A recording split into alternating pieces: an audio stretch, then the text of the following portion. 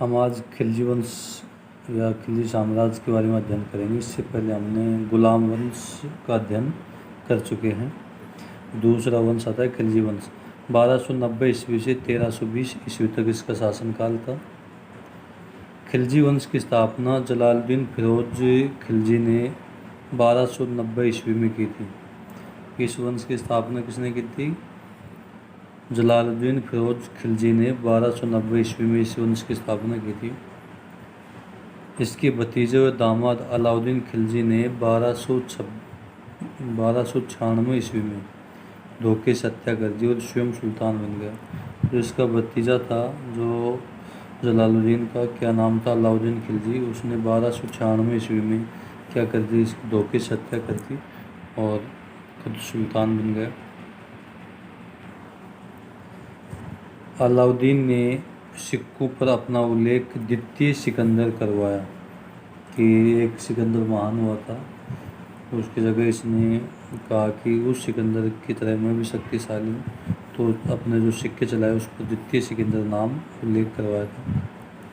अलाउद्दीन ने 1301 में रणथंभौर और 1303 में चित्तौड़ पर आक्रमण किया। अलाउद्दीन ने 1301 में रणथंभौर पर आक्रमण किया और 1303 में चित्तौड़ पर आक्रमण किया था। 1301 में साका हुआ था रणथंभौर का, वो भी अलाउद्दीन खिलजी ने करवाया। 1303 में चित्तौड़ का साका हुआ था, वो भी अलाउद्दीन ने। साका का मतलब होता है कि वीर योद्धा युद्ध में लड़ते हुए मारे जाएं और पीछे जो महिलाएं हैं वो उनके पीछे से अग्नि या जल में कूदकर जौहर कर ले। वह दोनों मिलाकर जौहर और केसरिया मिलाकर क्या बनता है? साका बनता है। ठीक है। एक हिंदू व्यक्ति था जो बाद में धर्म परिवर्तन करके मुसलमान बना था। उसका नाम था मलिक काफूर। की सहायता से अलाउद्दीन दक्षिण भारत में प्रवेश किया। मलिक काफूर की सहायता से जो अलाउद्दीन खिलजी था वो दक्षिण भारत में गया और वहाँ पर उसने अपना साम्राज्य स्थापित किया। अलाउद्दीन ने विद्रोह के नियंत्रण के लिए 4 आदेश जारी किए थे। जो मोस्ट है इस खिलजी वंश का, इसको मोस्ट कर लेना।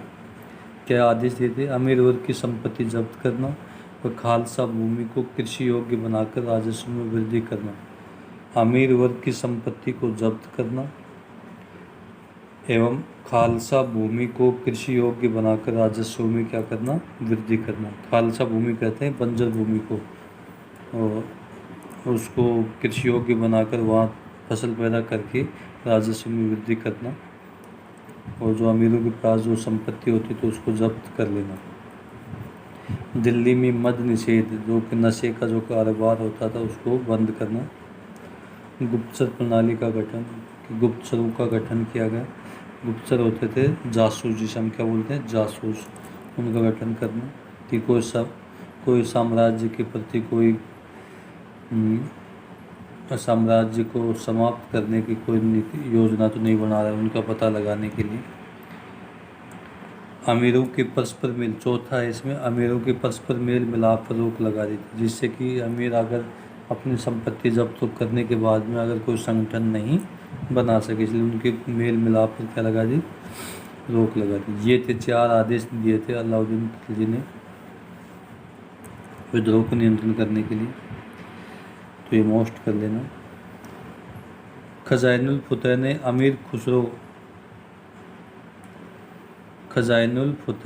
अमीर खुसरो अलाउद्दीन को विश्व का सुल्तान और जनता का चरवाहा कहा है। जनता का चरवाहा, ये मोस्ट है कि जनता का चरवाहा किसने व किसे कहा है? तो अमीर खुसरो ने कहा है। किसको? अलाउद्दीन खिलजी को। अलाउद्दीन खिलजी ने कुछ प्रशासनिक सुधार किए थे, वो हैं दीवानी रियासत, जो व्यापार को नियंत्रण करने के लिए स्थापित किया था। सहाना या दंडाधिकारी, ये बाजार का दरोगा होता था, जो बाजार में जो भी गलत कोई कार्य करता या कुछ और चोरी चपाटी करता, उसको दंड देने का अधिकार कौन होता था? बाजार का दरोगा। दरोगा बोलते हैं इंस्पेक्टर को या थानेदार को। महोत्सव, ये नाप तोल का निरीक्षण करता होता था। अगर कोई व्यापारी नाप तोल में कमी करता है तो उसका निरीक्षण करने वाला कौन होता था? महोत्सव। बारिद, ये गुप्तचर अधिकारी होता था। ये क्या होता था? गुप्तचर, जासूसों का अधिकारी होता था बारिद ममालिक। अलाउद्दीन पहला शासक था जिसने सैनिकों को नगद वेतन दिया था। इससे पहले कुछ भूमि दे दी जाती थी या कुछ सोना चांदी या ऐसे कुछ देते थे, लेकिन इसने नगद वेतन दिया था, पैसों में वेतन दिया था। 1303 में अल्लाई किला बनवाया जिसमें 7 द्वार थे। कितने द्वार थे? 7। अल्लाई किले में किसने बनवाया था? अलाउद्दीन खिलजी ने। अलाउद्दीन की मृत्यु के बाद, आगे लाइन से लिखना, अलाउद्दीन की मृत्यु के बाद उसका पुत्र कुतुबुद्दीन मुबारक खिलजी शासक बना। कुतुबुद्दीन मुबारक खिलजी क्या बना? शासक बना अलाउद्दीन की मृत्यु के बाद। मुबारक खिलजी की मृत्यु के बाद नासिरुद्दीन खुसरो शाह सुल्तान बना। कि मुबारक खिलजी था जो अलाउद्दीन का लड़का था, उसकी मृत्यु के बाद नासिरुद्दीन खुसरो शाह क्या बनता है? सुल्तान बनता है, और यह खिलजी वंश का अंतिम राजा था। इसका शासन कुछ इफेक्ट नहीं डाल पाया, जिसके कारण खिलजी वंश की क्या हो गई? समाप्ति हो गई। ठीक है। तीसरा वंश आता है तुगलक वंश। पहला था गुलाम वंश, दूसरा था खिलजी वंश, तीसरा था तुगलक वंश। इस वंश की स्थापना गयासुद्दीन तुगलक ने 1320 ईस्वी में की थी। गयासुद्दीन तुगलक ने कब की थी? 1320 ईस्वी में। कौन था तुगलक वंश की स्थापना करने वाला? गयासुद्दीन तुगलक। हर वंश में एक तो उसकी स्थापना करने वाला मोस्ट होता है, जो भी वंश आएंगे। ठीक है। इसके सुल्तान बनते ही प्रांतीय विद्रोह का सामना करना पड़ा था। जो गयासुद्दीन तुगलक था, वो जैसे ही सुल्तान बना तो उसमें प्रांतों में विद्रोह हुआ। अगली लाइन से, इनके पुत्र जूना खां विद्रोह को दबाने में सफल हुआ था। फिर यह विद्रोह को दबाने के लिए अपने पुत्र को भेजा और उन्होंने यहाँ पर क्या किया? विद्रोह को दबाया। दिल्ली जैसे विद्रोह को दबाने के बाद जूना खां की दिल्ली में वापस आता है, तो उसके बाद एक समारोह होता है। दिल्ली वापसी पर एक स्वागत समारोह में एक लकड़ी के भवन से गिरने के कारण गयासुद्दीन तुगलक की 1325 ईस्वी में मृत्यु हो जाती है। गयासुद्दीन तुगलक के एक लकड़ी का जो भवन था, उससे गिरने के कारण उसकी क्या हो जाती है? मृत्यु हो जाती है 1325 में। उसके बाद तुगलक वंश का दूसरा शासक बनता है, क्या नाम उसका? मोहम्मद तुगलक। 1325 ईस्वी से 1351 ईस्वी तक उसने शासन किया था। 1325 में गयासुद्दीन की मृत्यु के बाद उसका पुत्र जूना खां, जो मोहम्मद तुगलक के नाम से सुल्तान बना था, कि ये जो जूना खां था वही शासक बना, लेकिन जैसे शासक बना उसने अपना नाम परिवर्तन कर दिया, मोहम्मद तुगलक नाम रख लिया। इसके समय में तुगलक वंश 23 मुक्तों में बटा हुआ था। मुक्त प्रांत, कि जो तुगलक वंश के कुल कितने प्रांत थे मोहम्मद तुगलक के समय में? 23 प्रांतों में बटा हुआ था। जियाउद्दीन बर्नी ने सुल्तान की 5 योजनाओं का वर्णन किया है। कि सुल्तान ने 5 योजनाओं का वर्णन किया है जियाउद्दीन बर्नी ने।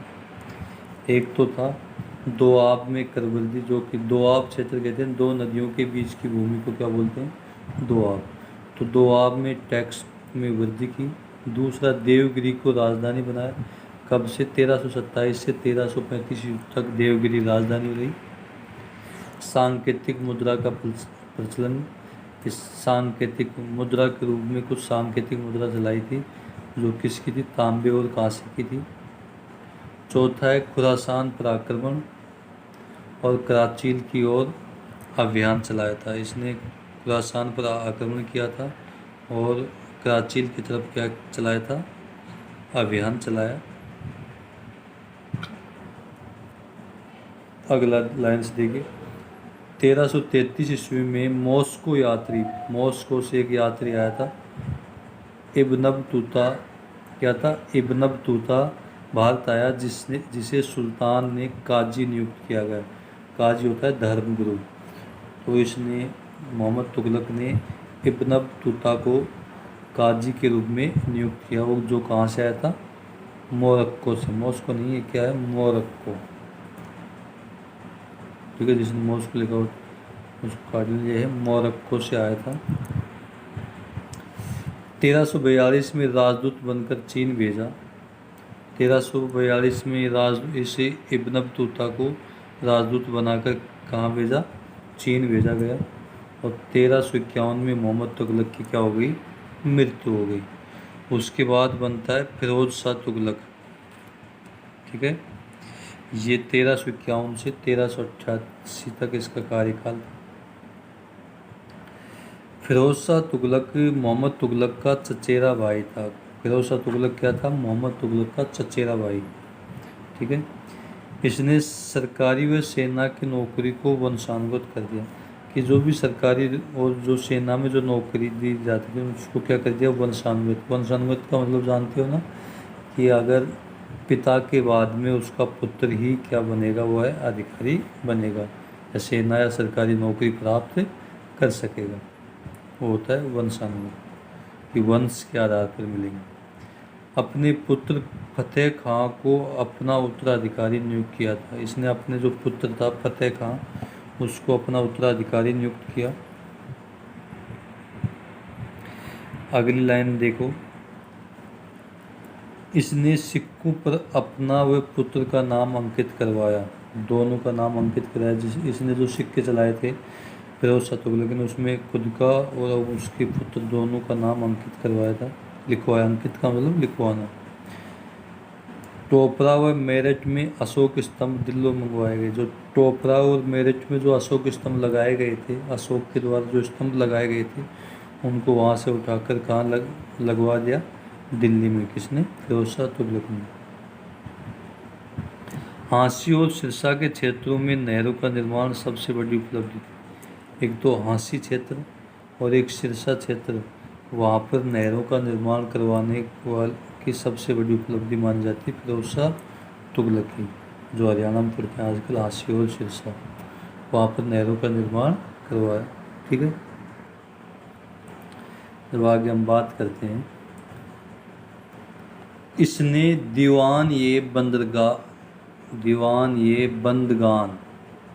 इसने दीवान ये बंदगान के नाम से दास विभाग खोला था। एक दासों का एक विभाग खोला था। दास जानते हो ना, कि ज़बरदस्ती से लोगों से कार्य करवाना, वह क्या कहलाता है? दास। तो उनके लिए एक दीवान ये बंदगान के नाम से एक विभाग खोला। कौन सा विभाग था? दास विभाग। इसमें बताया जाता है कि 1,80,000 दासों की संख्या थी। इस बंदगान जो विभाग था, इसमें 1,80,000 दासों की संख्या बताई जाती है। इसके समय फिरोज शाह तुगलक की बात कर रहे हैं। इसके समय 4 प्रकार के कर प्रमुख थे। मुख्य रूप से 4 प्रकार के टैक्स जो कि मोस्ट है, लिख लेना, मोस्ट लगा लेना इनको। एक जजिया कर। जजिया कर के आगे लिखा है गैर मुस्लिमों पर धार्मिक कर। ये जो जजिया कर से जो टैक्स लिया जाता था, वो गैर मुस्लिम मतलब मुसलमानों से नहीं लगकर और अन्य धर्म को मानने वाले सभी से क्या लिया जाता था? जजिया कर लिया जाता था। ठीक है, ये जजिया कर मुसलमानों से नहीं लिया जाता था, और जो भी अन्य धर्म के मानने वाले थे उन सभी से जजिया कर लिया जाता था। दूसरा कर आता है खराज कर।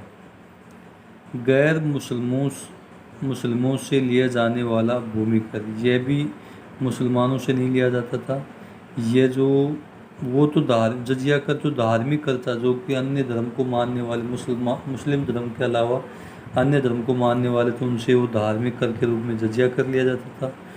और जो खराज कर था, जो मुसलमानों के अलावा जो अन्य धर्म के जो लोग थे, जो कि भूमि पर अपना जो व्यवसाय या कार्य करते थे, उनसे खराज कर लिया जाता था। मुसलमानों से खराज कर और जजिया कर दोनों ही नहीं लिए जाते थे। ज़कात कर, ये मुस्लिमों से लिया जाने वाला कर था। ये केवल किससे लिया जाता था? मुसलमानों से। ज़कात कर और ये जो कुल जो भाग होता था वो कितना होता, 40वां भाग, जितनी पूंजी होती थी उसका 40वां भाग टैक्स के रूप में लिया जाता था। अगला आता है खम्स कर। ये लूट से प्राप्त, जो लूट पाट करके जो धन लेकर आते थे उनसे जो खम्स रूप में क्या लिया जाता था, टैक्स लिया जाता था। ये 4 प्रकार के मुख्य टैक्स थे उस समय। 1388 में फिरोज शाह की मृत्यु हो गई और तुगलक वंश का अंतिम शासक नसरुद्दीन मोहम्मद था। उसके बाद में जो अंतिम शासक बना वो था नसरुद्दीन मोहम्मद, तुगलक वंश का अंतिम शासक। एक छोटा सा वंश और है, चौथा वंश सैयद वंश। अगला वंश कौन सा है, सैयद वंश। देखो इसमें 3-4 लाइनें हैं। तैमूर ने दिल्ली को जीतकर खिज्र खां को अपना प्रतिनिधि नियुक्त किया। एक शासक था तैमूर, उसने दिल्ली को जीता, और एक व्यक्ति था खिज्र खां, उसको यहाँ शासन करने के लिए प्रतिनिधि नियुक्त कर दिया। सैयद वंश की स्थापना 1414 ईस्वी में खिज्र खां ने की थी, और इस वंश की स्थापना फिर किसने की थी, खिज्र खां ने सैयद वंश की स्थापना की। 1421 में खिज्र खां की मृत्यु हो गई। इसके बाद मुबारक शाह 1421 से 1434 में शासक बना, और इसने सर्व शाह की उपाधि धारण की थी। क्या नाम है, सर्व शाह की। तो इतना सा था सैयद। आगे आएगा आपका लोधी वंश, इसको अगले वीडियो में हम बताएंगे। Thank you.